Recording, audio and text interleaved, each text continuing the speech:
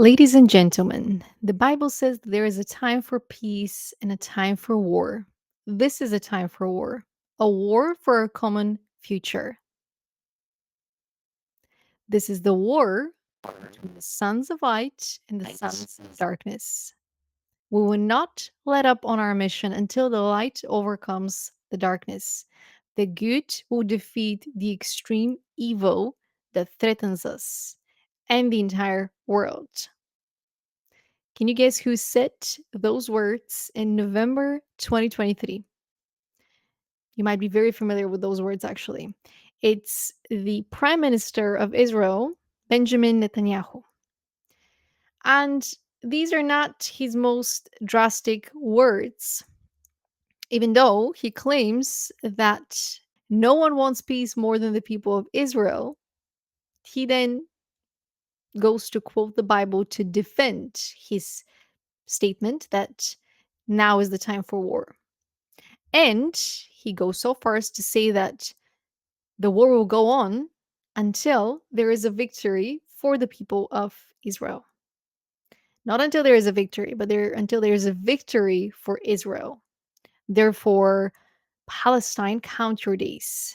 This is essentially what uh, Netanyahu wants to convey with his words, with his position of somewhat messenger of the light. Although I'm not quite sure where he gets the idea that the sons of light are actually coming from Israel. Why does he hold this belief so strongly that the sons of light are based in Israel and defend Israel, support Israel, and the sons of darkness come from Palestine, and everyone that criticizes Israel must be also another son of the darkness? Also, where are the daughters? I mean, do you recognize how ridiculous you are by talking simply about the sons, the men, when all of you leaders, male leaders, come from a woman? You were birthed by a woman. So, where are the women in your plans, in your messages, in your vision?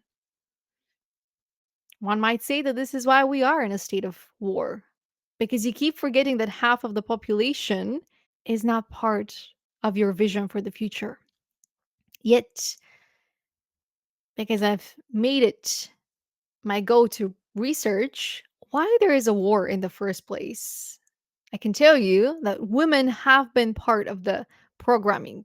They are just not part of the front facing crew that's making all the decisions.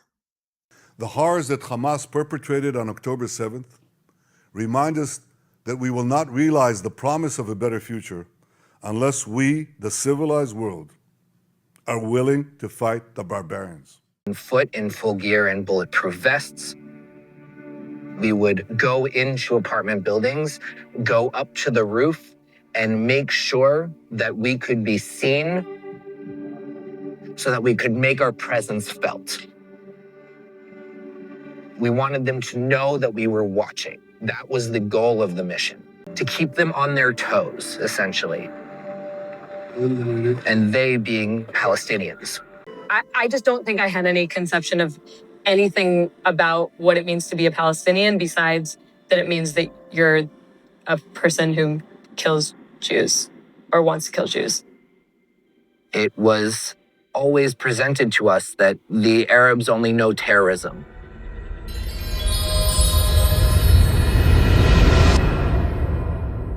Welcome to the Light Hour. I'm Stellian, the host of the Light Hour, storyteller, lightworker, and founder of Neo, a vision that might challenge a little bit the vision that Mr. Netanyahu is talking about, a vision that seems to be a common vision between the people of Israel and the people of the US, or maybe I should say the president of the US, because most of the people in the US have no clue about this common goal for the future, this shared vision. And you wouldn't know what this vision is either because they rarely talk about it. Sure, they mention it they mention the partnership between Israel and the US, but they rarely talk about their plans. At least they don't do it publicly.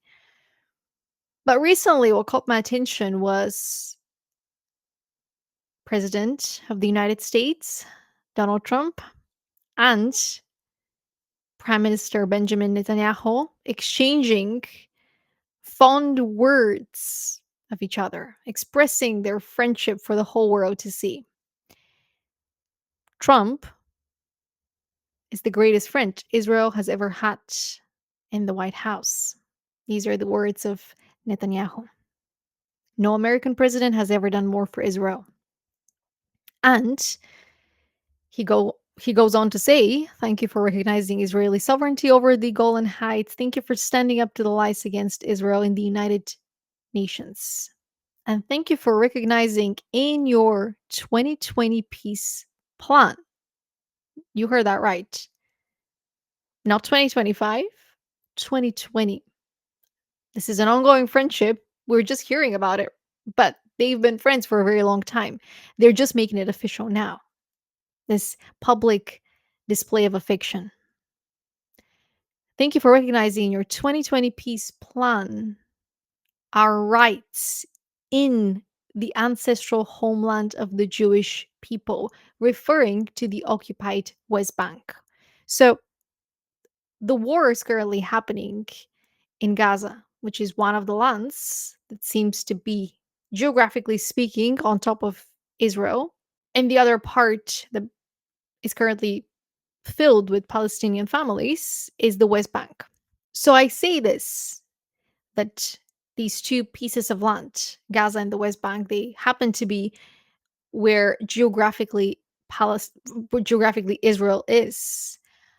But if you go back a couple of decades, around the 1950s, more specifically 1949, you will see that over 700,000 Palestinians were forcibly removed from the so-called land of Israel, where now Israeli families live. So the Israeli families live where Palestinian families once upon a time lived. But these Palestinian families were forcibly removed in order for the Israeli families to live there today and for settlers to live there. Especially a lot of US families to buy houses and lands, to claim their ownership into pieces of land where Israel is currently, geographically speaking, on the map. And they seem to be forgetting about that part in their speeches, most of the leaders. So we're not talking about a war that started because somebody provoked somebody else. We're talking about an ethnic cleansing that started around the same time the Second World War ended. And Jewish people chose that piece of land to become their holy land, even though there were already other people, families with stories, with gifts, with talents living there, having developed it into a living place, meaning merchants, establishments. The culture was already forming, but it wasn't the culture that Israel is now shaping. It was the culture of the Palestinian nation, of the Palestinian people, culture that might get lost forever, or culture that we might be able to preserve and learn from. Prime Minister Netanyahu continues by saying Abraham's children will work together to build a better future, a future that will unite civilization against barbarism, light against darkness, and hope against despair. After all, no one wants peace more than the people of Israel. After all, they seem to be the people of light, and everybody else, especially those that target verbally mentally, emotionally, occasionally physically, because when one gets provoked, there's only so much patience that the other person can experience from them.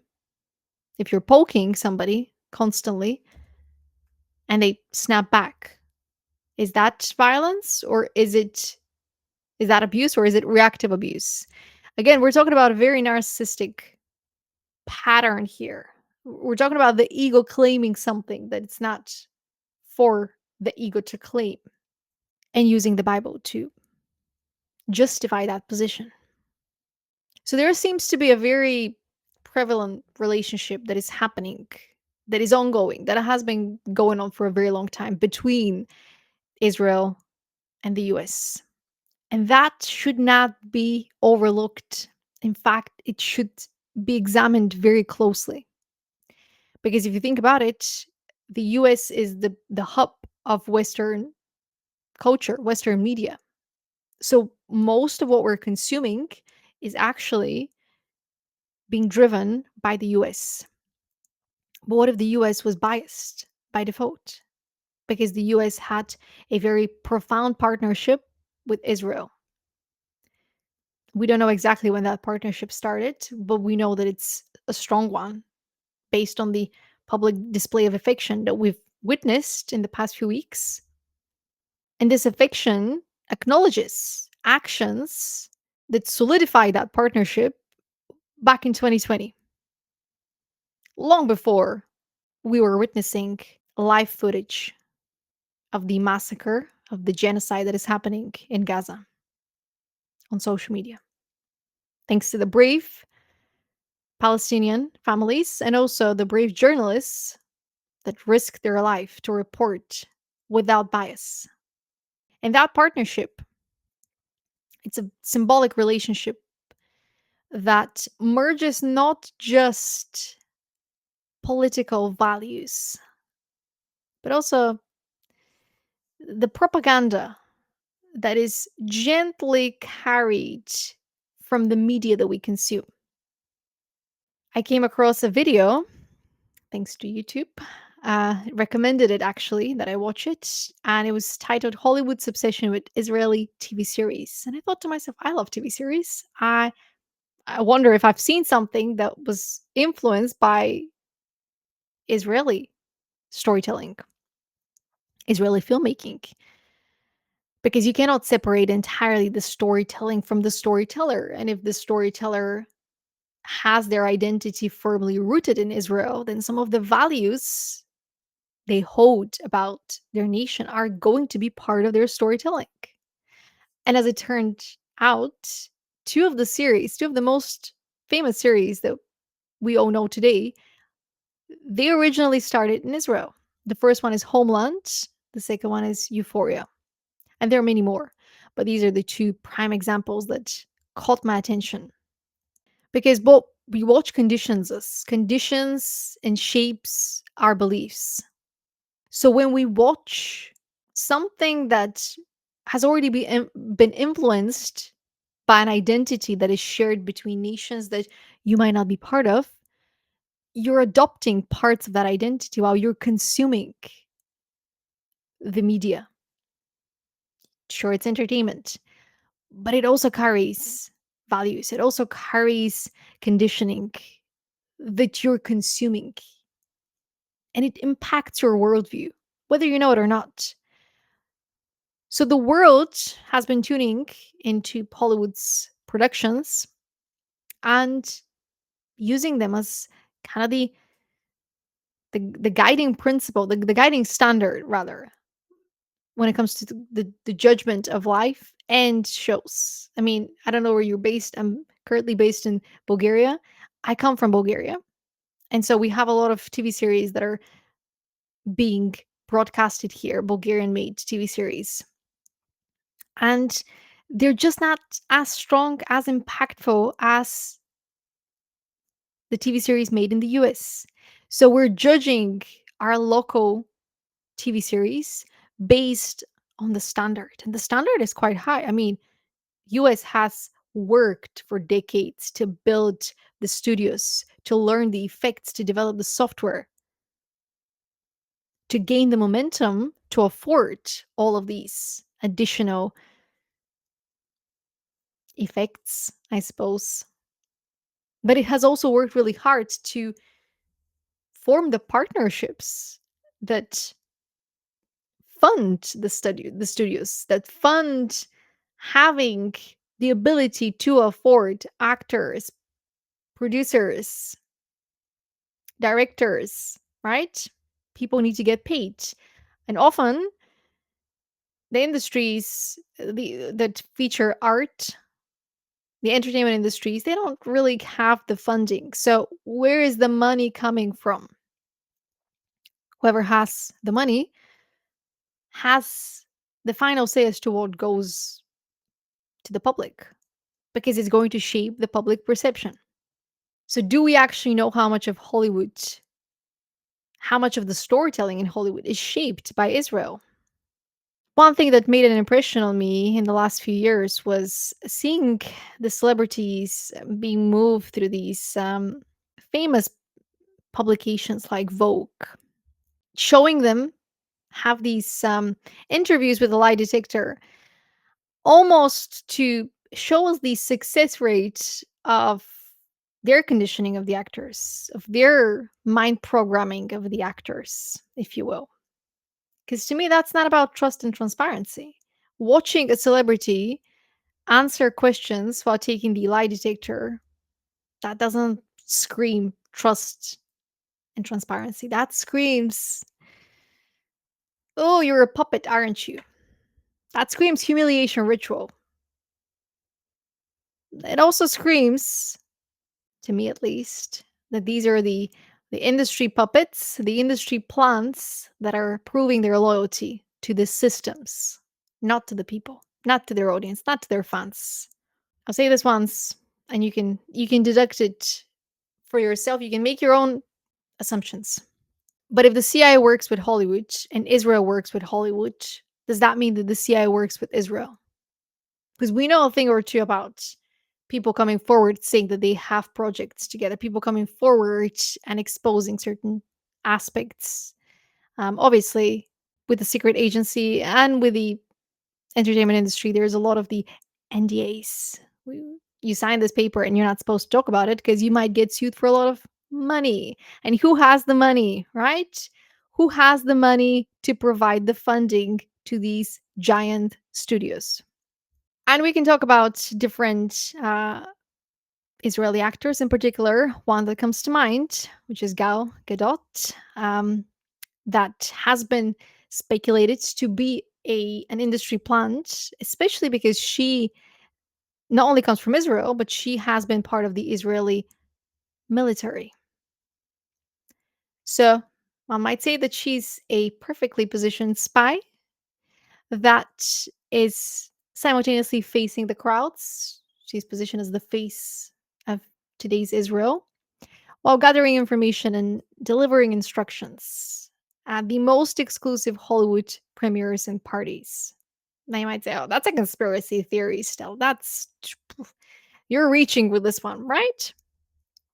But again, two shows that I mentioned that came from Israel that were later adapted to the US market. The first one was Homeland, which is, that shouldn't be underestimated, by the way. I mean, I'm sure that the shows feature two different storylines ultimately,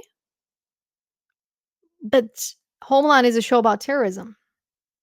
It's a show about violence that's not simply domestic violence, it's violence between nations, between religion, between different cultures. Don't don't just take the facts for what they are. Examine them further.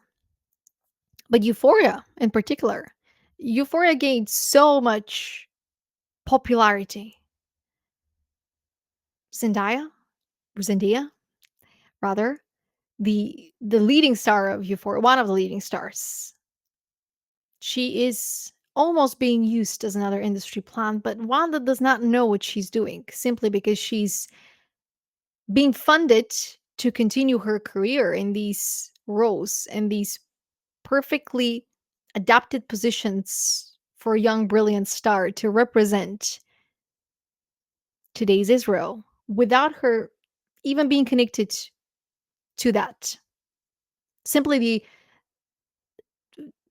the idea that the money will flow wherever the star of Euphoria is the star of a show that came from Israel. And there's another star from Euphoria that gained a lot of popularity, Sydney Sweeney. Another star that's connected to a show that came from Israel. So the money's flowing, the glory is going to the people of Israel, and dare I say, the investors that want to keep the image of Israel strong in the US, keep the connections, the relationship strong. You might be wondering why I'm putting war and media together, why I've spent so much time talking about this. It's not just about what gets created, and it's not just about who gets to star in the movies, who gets to influence them. It's also about which shows are getting the awards. Because when you get an award, you get more visibility. And that continuously shapes the image and the conversation as well around the representation. And since we're in the middle of a huge conflict between Israel and Palestine, some call it genocide, understanding that some of the media that we're consuming from the US is actually coming from Israel, there is a level of programming and conditioning that cannot be ignored. And what if the owners and the executives of the production studios that give the awards were told to favor the shows that were specifically connected to Israel? Yes, the talent, the actors were absolutely brilliant, the storytelling brilliant. But what if there were other talented people that were completely ignored because they had nothing to do with Israel? Or precisely because they had nothing to do with Israel, they weren't necessarily supporting Israel. Maybe they didn't even care about Israel. How offensive. Everybody should be aware of Israel. I did not know anything about Israel before the war. And what I mean by that is before the representation of war, because the war has been going on for many decades. It's not just now. It's just that now the bombs are louder and therefore they cannot be ignored. And also, many more people have access to technology that allows them to share the truth so they cannot be silenced. Maybe the bombs were always loud, but the people didn't have the technology to be as loud, to be heard, to be seen.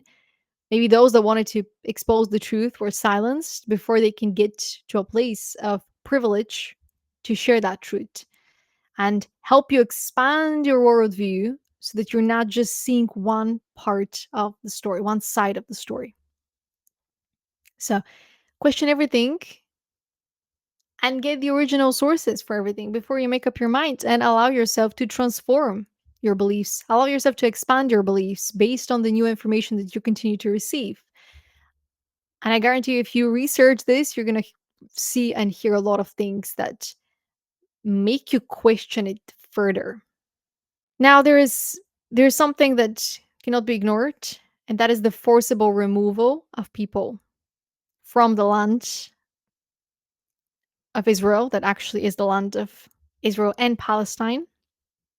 There's a very beautiful, very beautifully created video that captures so much hope, called How to Raise People, that talks about Native Americans, and it talks about the connection between Native Americans and Palestinians, or at least that's what it spoke about to me. Because even if, again, the US is connected to the Native Americans as well, but even if the US chose the sacred land of Native Americans to build their version of the world there, we still remember them, the original inhabitants of that land, the rightful inhabitants of that land, not owners, inhabitants, because they understood the lesson that you cannot own Earth. You are inhabitant because Earth welcomes you. They were souls that were connected to the ancestors and honored Gaia, or Mother Nature. They had respect for the land. They didn't just think about what can we build here. which was something that recently came out of the mouth of the US President Donald Trump, who pretty much was saying, well, let's just give them something new. Let's just give them hotels. Let's just give them establishments. That will shut them up. I mean, what more do they want, right? If we can give them the latest luxuries, they'll forget that they have a culture and just follow ours. In fact, they might just leave.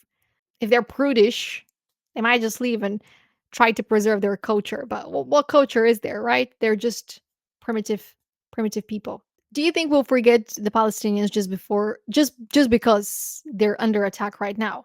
No. In fact, because we know so much about them, we're actively seeking to learn more about them. Because we understand there's more to the story and there's more depth to them as a nation. We understand when a lie is being presented, and the lie isn't about Israel. The lie is about the Palestinians, that they're not worthy of being a nation, of getting to know who they are as individuals and as a collective. Culture and traditions have a way of returning to us when we are ready to receive them and listen to spirit. That's what the Native Americans teach us, especially those that are awakening right now. Many of us, we feel connected to the Native American culture, even though we haven't even set foot on these lands, because we remember at the level of our consciousness that sacred relationship that is still imprinted in our psyche. So Americans might have replaced Native Americans, but they are nowhere near as evolved to replace the echo left by the original inhabitants of the land. Just like plastic surgery might replace the original scar tissue, but it cannot replicate it, neither in quality nor in quantity. It's artificial, it lacks, so it's not part of the DNA. You can alter the DNA, but the DNA has a way of repairing itself because it was God created, godly, made by God, created by God. It wasn't created by the humans. The humans are the children, but they have limits, and therefore they're here to learn, to expand beyond those limits. And when they try to attack one another at the level of the DNA or at the level of culture, there are consequences. And these consequences might not seem visible right now, but there are consequences that negatively impact the ones that are doing the damage. Think about uh, some of the books that are emerging right now. The Body Remembers, The Body Keeps the Score. Books that mention the PTSD of soldiers and that the trauma that they experienced is still in us, dormant, ready to be integrated, ready to be processed because they didn't have the courage, the time, the space to do it. They killed, they came back home, or they died, but the trauma remained in them. That pain of attacking a brother or a sister, even if they had different beliefs, even if they lived in different regions. Because destroying humans, killing humans, it's a little bit like killing Earth and destroying Earth. You're going against something that is alive, and you believe that you have the right to attack it for whatever reason.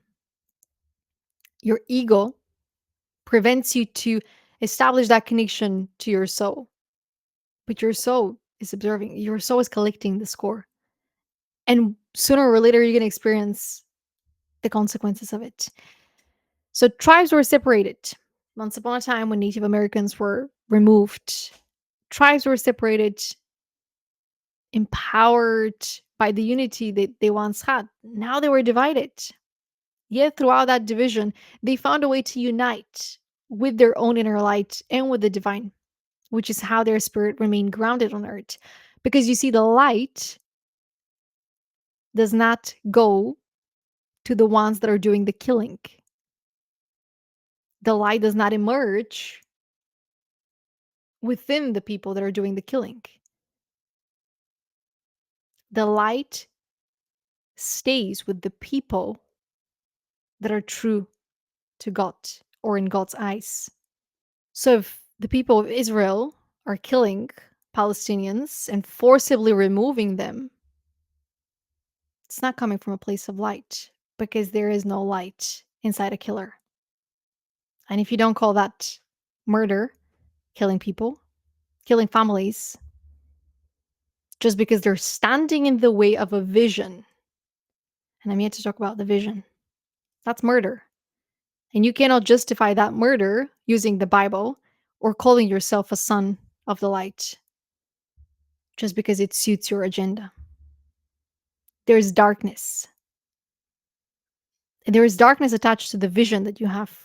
Because that vision for the future, it also includes destruction of Earth and possibly further killing, further destruction of human lives. So, yeah, Native Americans were once forcibly removed, yet they preserve their light because they prove their loyalty to God, to the divine, to Earth. And that's why we still feel connected to them, to their energy, to their loyalty, while we're still being guided by them. Even if they're not here, a large part of them are not here, but they're here in spirit. And we can tune into that spirit to be guided by them, which takes me also to the stories around burning witches. They burn the witches, but the witches are here.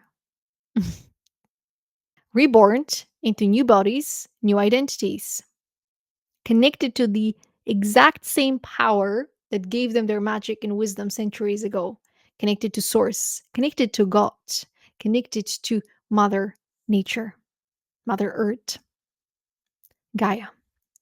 So you cannot eradicate the souls, even if you forcibly remove the bodies from a piece of land. Even the land doesn't belong to you or to any of us. It's for Mother Earth to bless us, not for us to do so. And so when nature recognizes one of its own children in individuals or whole nations, it will bless them. And therefore, the egos of the settlers cannot fight the planet, the wisdom of the planet, the innate wisdom of the planet. But they don't seem to get it. They don't seem to look at a tree and think to themselves, that's a life being. They look at nature and they think to themselves, how can I make money out of this land? And that is their vision. That is the great vision, which is why the war in Gaza is happening right now, which is why the war for the Israel land is happening right now. It's a war that started many decades ago. I don't know when the vision was formed, but based on the way that people are talking about it, based on the preparation, based on how prepared people are, they have systems in place. You have to understand, this isn't just a war that started because somebody threw bombs. No, no, no. This is a calculated plan that took many different generations to get to this place. And we only know about this because there are brave Jewish people that are speaking up, which takes me to Israelism, a documentary that I could not recommend enough. The Awakening of Young American Jews. Born and raised in the US, Israeli people usually grow up loving Israel and hating Palestine. And some of them admit in the documentary and in other conversations, podcast episodes, documentaries, that oftentimes they're raised to love the people in the land of Israel with little thoughts or concerns about Palestinians. They're just there as nuisance. That's about it. Like a fly on the wall that you just kill and get rid of. One thing made a huge impression on me watching this documentary was that most teenagers, especially those that are going to Jewish education in the US, they go to Jewish camps. And in those camps, they get their first taste of military. In practicing their free will, seemingly, they're conditioned to believe this is their free will. They're choosing the activities there, right? Even though there's a select number of activities that are presented to you. Um, so you're seemingly empowered to practice your free will to protect Israel. And watching this, it was just like watching Jojo Rabbit, the scene where Jojo is in the camp and he's being trained how to hate the Jews. He's being prepared to kill the Jews. And it's scary because you're watching a movie, Taika Waititi's movie, Jojo Rabbit, fantastic movie, but it's scary because you're watching that movie and you think to yourself, well, nah, that can't be. Like, that boy's just brainwashed, right? A boy growing up during the time, the Nazi regime under Hitler. You think to yourself, no, that boy, that actor, that's just the script. But it's not. Because it reflects how extreme the Nazi regime under Hitler was. And then you're watching a documentary where people are being interviewed and they're being given the space to share how they view the world, what they believe in, and they speak in the exact same programmed way. They're extreme and they deliver their extremism without realizing. They're just smiling. They're like, yeah, we must kill them. Like, obviously, they're in the way. As a matter of fact, statements like that. It does not even occur to them that these are people that have lived for a very long time there, generations of them. They didn't just one day appear on top of a land that was called Israel. They were part of a much bigger land known as Palestine that was occupied and attacked by Israel. And Israel just kept expanding because they kept attacking. They kept forcibly removing Palestinians, like the American settlers removed the Native Americans, kicked them, ridiculed them, killed them. So, teenagers, Jewish teenagers, and by the way, can we take a moment to acknowledge how Jewish people, out of their trauma, out of their unhealed and unprocessed trauma, became exactly like their oppressors with their beliefs, with their extremism, even though it's delivered as a bright future driven by the sons of light. So, Jewish education in the US. This is happening in the US, by the way. This is not even Israel. This is US. This is hundreds, thousands, millions of people in the US that are embedded into US structures, US life. They teach you that a good supporter of the Jewish people and of Israel is to join the army and to become an Israel advocate. Two things that Gal Gadot has done before she became Wonder Woman. And then she was part of the Wonder Woman movie. Finally, a representation of the woman in this vision, right? Only it's part of the propaganda. Unfortunately, she's not really part of the conversation. She does not have the decision making powers because no women can. Not in the current setup of the system. But you see now how Hollywood having a relationship with Israel is shifting the perception very subtly. That's how propaganda works. When it's done correctly, it plays with the perceptions, fine tunes certain beliefs, it eradicates others, it removes the actors that speak in opposition, and it elevates those that are the stars. because one, they're easily manipulated. Two, they already have the same beliefs as those that have money. They're attached to the agenda that nobody knows about, nobody that doesn't need to be concerned with it, right? Leave the decision makers to take care of everybody. They're doing it in the name of light, in the name of God. How can it be wrong? So, yeah, there are high school clubs promoting among teenagers how to become advocates of Israel. And you wonder then, why are they so desensitized to watching families being murdered on social media? They probably think themselves, well, they are terrorists, they're enemies. That is justified. They're enemies of Israel. They're not promoting Israel. Also, they're part of Palestine. Like, oh, ew. What? Oh, this is one of the statements from the documentary. It is up to you to be our soldiers abroad, armed with love and knowledge and conviction, ready to sway public opinion in Israel's favor. You have to be able to defend Israel from the lies people are saying about it. And the people interviewed in the documentary often say that Palestine is hardly talked about during their education. Or when it is, it's presented as this empty wasteland when the Jews arrived. And that the Jewish people, after the Second World War, created the order and treated the land with the respect that it deserved.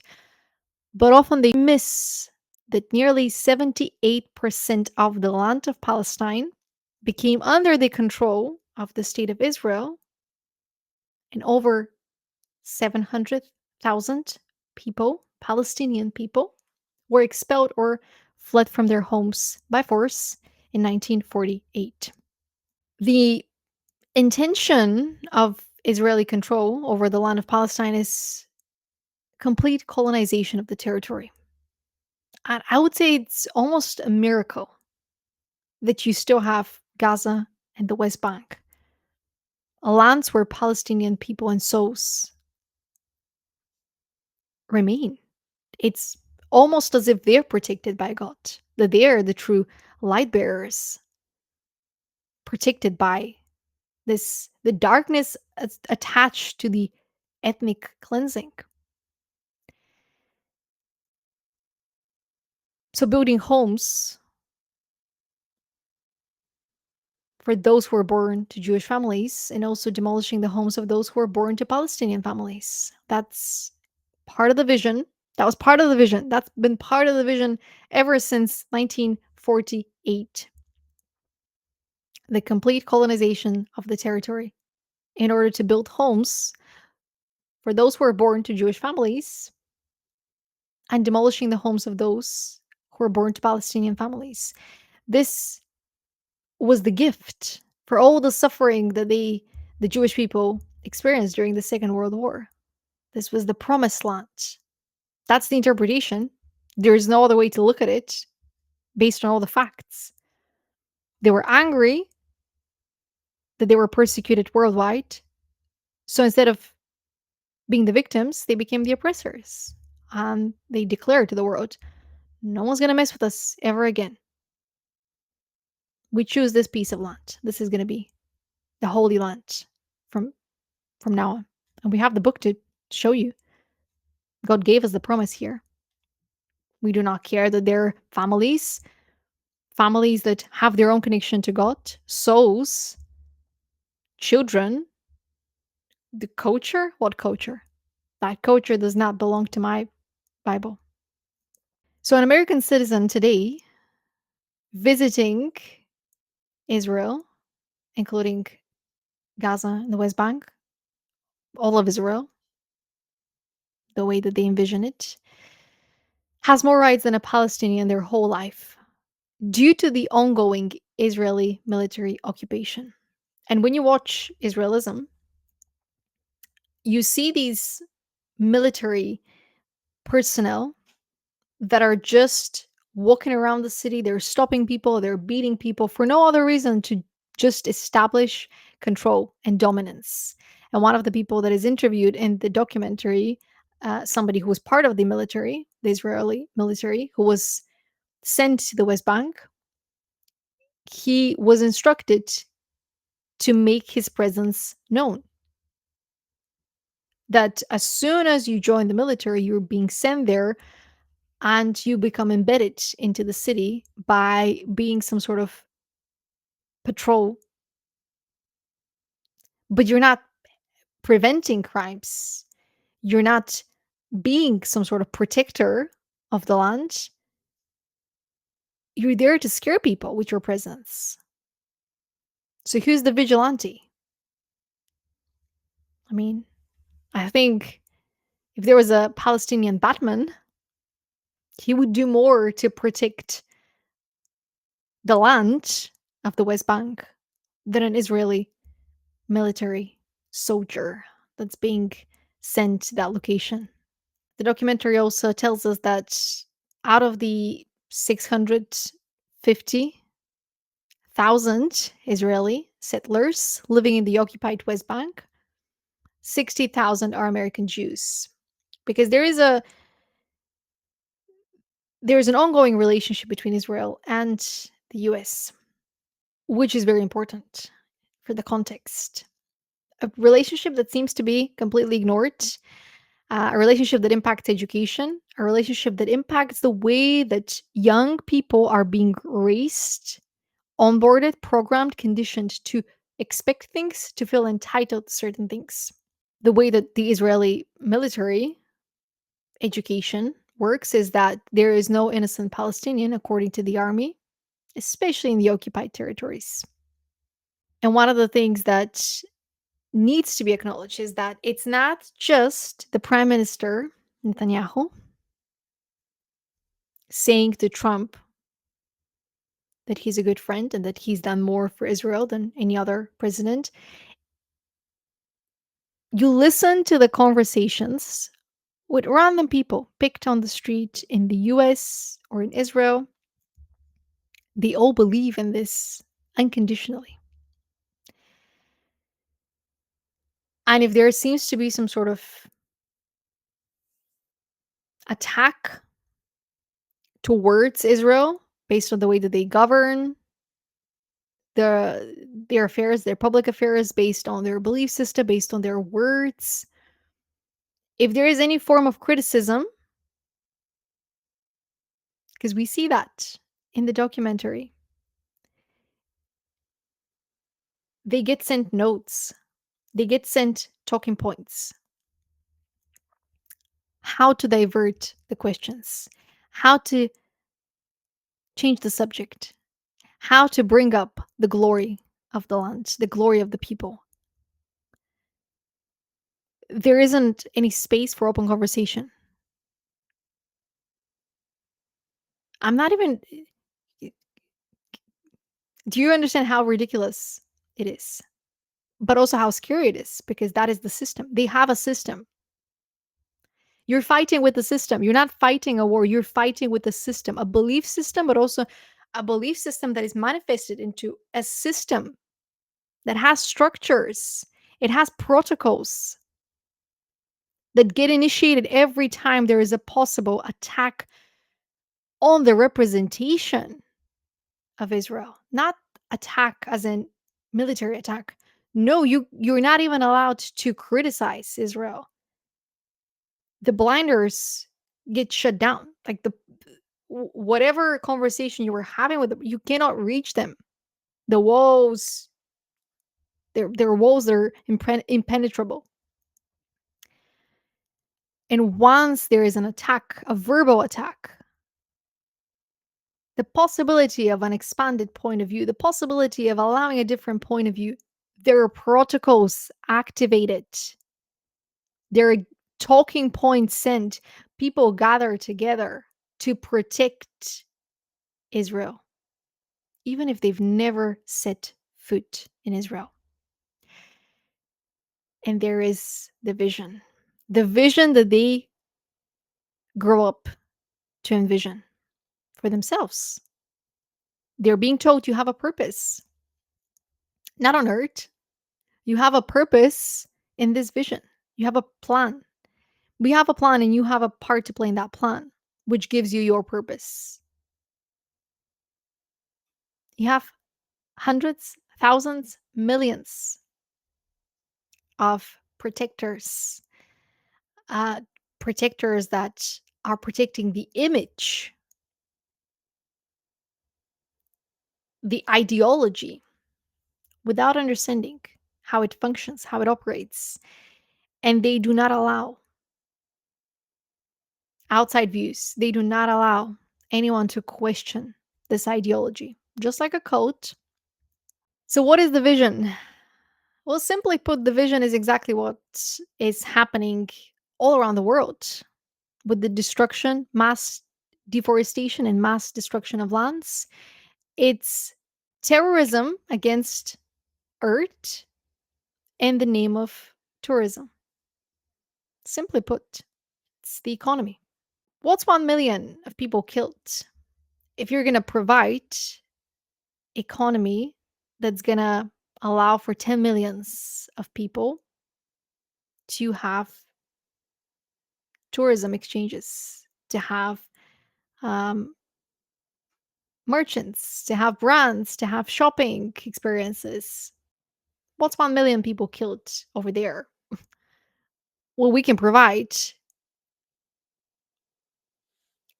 10 million, 50 million of our people that are already supporters of Israel.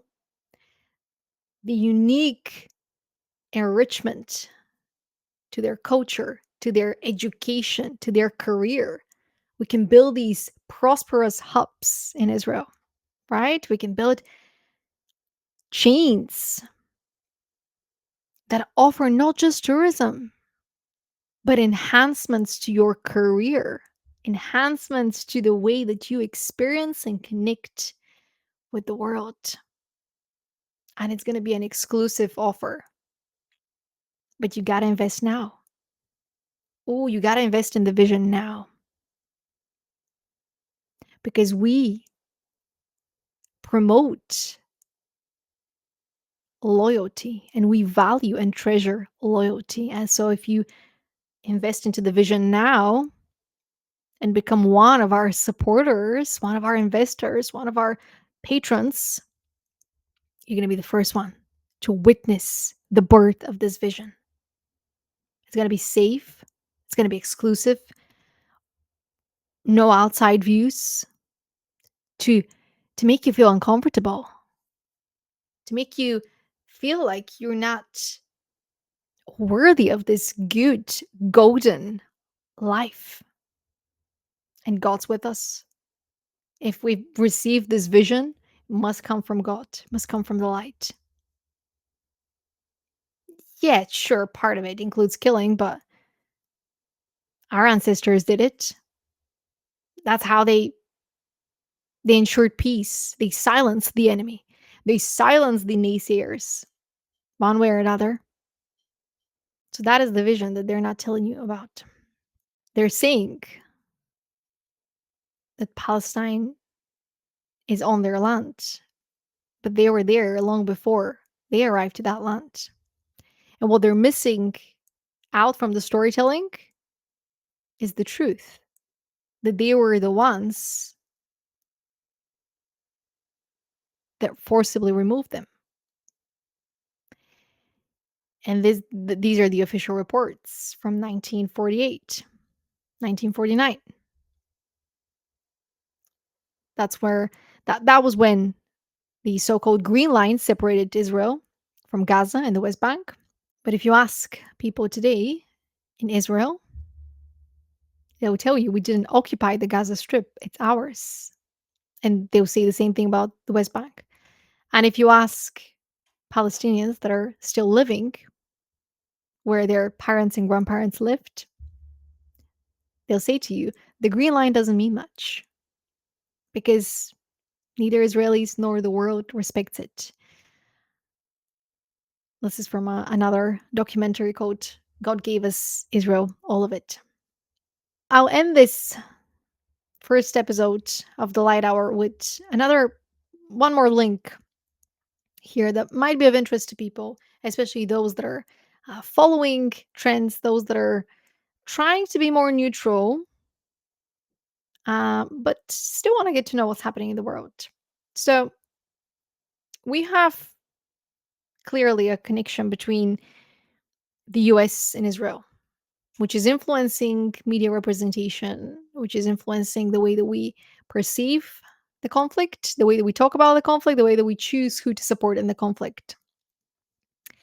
And this connection, this partnership between the US and Israel, it has a ripple effect into Hollywood, which is kind of one of the vehicles for storytelling, especially because young people, they have a short attention span. They rather watch the movie, they'd rather watch the TV series. But also we like entertainment. I mean, my master's was film and television, so I've watched a lot of content.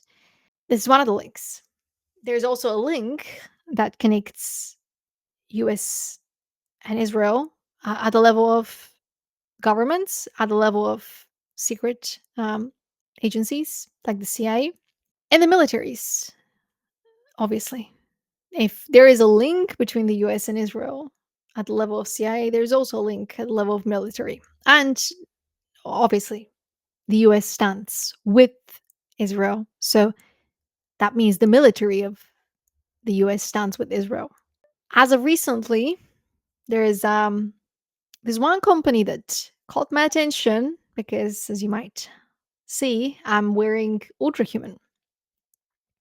And so I'm wearing Ultrahuman because I want to track my sleep data, my stress data, and see if I can measure the ascension symptoms. Symptoms that happen when we integrate more of our higher self, more of our spiritual calling, more of our higher self. During those moments, we experience a lot of symptoms like headaches, like shivers, like prolonged sleeping hours or random sleeping patterns because we're processing data, we're receiving data. That's when we're establishing that contact with spirit, like the spirit of Native Americans or the spirit of the long forgotten burnt witches that were never really forgotten. Again, why were women burnt and destroyed instead of being hurt? Because their voice had too much power.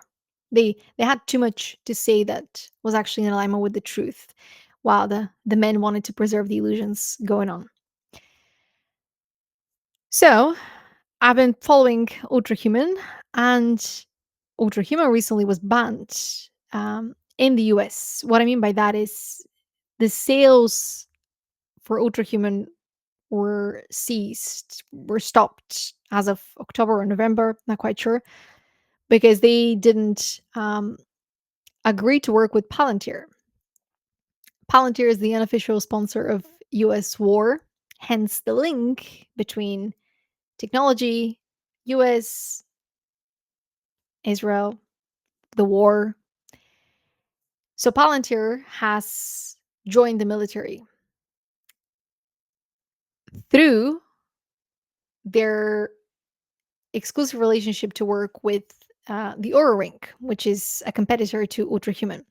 And they do the exact same thing. They measure the data based on, you know, how, your recovery time, your sleeping time. So the Aura Ring is being provided to military officers to track their data.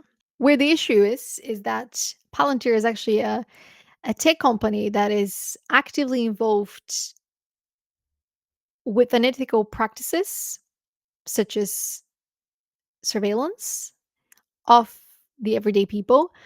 And the link here to Palantir, Palantir entering the conversation is not just consumerism, but unethical practices. There are some very disturbing quotes that the co founder and CEO of Palantir Technologies has said, including, "When it's necessary, we want to scare enemies and occasionally kill people. I don't think in win lose, I think in domination." Right? So they want to revolutionize governmental systems. And I mentioned to you, what's scary about the war isn't the bombs. They're scary, they're destructive. But what's scary is that you have people that have been brainwashed, that have been conditioned, that have been programmed, and they have systems, they have protocols in place. And changing their belief system, that's a much, much longer game than just signing a peace treaty, diffusing the bombs, and removing the soldiers. Because the people that support Israel, even in the face of war, even in the face of destruction and destroying the families, because they're blind to that. They're blind to the stories that Palestinian families hold. Their mind is programmed to believe that it is their right to claim a piece of the land of Israel because they grew up with that vision. They're entitled to that vision. So even when the war stops, if the war stops, you still have hundreds, thousands, millions of people that are entitled to a vision that is only possible through the destruction, the total destruction of the Palestinian people in order for the settlers to take over the lands for good and build on top of that land what they've promised people when they joined that vision, when they signed. Palantir gained popularity in the US after the 9/11 events. And when the US started surveillance, increased surveillance at work and at home unethically in some on some occasions, this is when Palantir became the symbolic all-seeing eye, which is one of their imagery. So their goal is to predict the future. How they predict it, they don't care about whether it's a little bit unethical, whether they seemingly tell you that they predicted the future, but actually they did the work necessary in the background to make sure that this is the future that happens. Their motivation is to solve the world's hardest problems. And they have what is known as the kill chain system. So identifying a target to take them out. And my guess is with AI advancements, that's what they're doing today. They're profiling people based on the data, based on data that they might be able to soon gather through their partnership with the Aura Ring. And they also happen to have a contract with the Israel Defense Forces. So Palantir has publicly stated that they stand with Israel. And they also work with hospitals, banks, governmental establishments in the US because their mission isn't to protect people. They're not solving the hardest problem in the name of protecting humanity. They're solving the hardest problems to protect revenue. So, who has the money? That we may not know, but whoever has the money has invested those money into the vision. And we have former Palantir employees that are part of the Trump administration. That's where I'll end the first episode of the Light Hour and bring your attention to the vision. Because even if Israel removes some of its military representatives that are keeping Palestinian people, families, under constant state of observation, fear, and anxiety, even if they remove some of those people, even if they summon back their agents, one might say agents of chaos, but again, other might refer to them as the sons of light, such as the Prime Minister Netanyahu. Even if peace becomes an official document that is signed today between Israel and Palestine, you have hundreds, thousands, millions of people that believe in a vision that has been consistently promised to them. They feel entitled to that vision. So, in their mind and in their heart, they will be aligned with the frequency of war until they reach that vision. And that is the real war. And we see that with people that have been in narcissistic relationships, people that have been part of cults. They don't realize that they're in a cult. They don't realize that they're in a dysfunctional relationship. And they often have a problem accepting it. They're in denial. Because the pain of facing that they've been lied to, oh, it's very difficult to deal with. There's a lot of shame and a lot of guilt. Then there is anger, where people want some revenge. And bullied people, people that have been lied to, they rarely seek revenge among uh, the bullies. They rarely talk to the bullies or to the liars, to the abusers. Instead, they take it out on innocent people because they're easier targets. So the real war is going to remain in the psyche. Even if there is a war, even if there is a peace treaty signed today between Israel and Palestine, the war is going to continue. And the war that happens to the level of the psyche,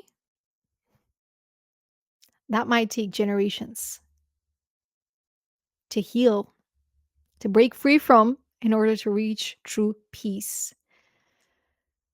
Ask Gabor Mate, among other psychiatrists, psychologists, sociologists that have written books and papers around the PTSD that we carry inside of us. And if you have people that are still delusional about the state of the world because of their blind obedience and their blind loyalty, we've got a long way to go before healing is possible. Thank you for joining me for the first episode of the Light Hour. A big episode, a very necessary episode. Um, it's a little bit scary what is happening, but the truth is always the way out. And when we are ready to face the truth, then we're going to be ready to welcome the light inside of us. And that's how we're going to be true light workers, united on earth.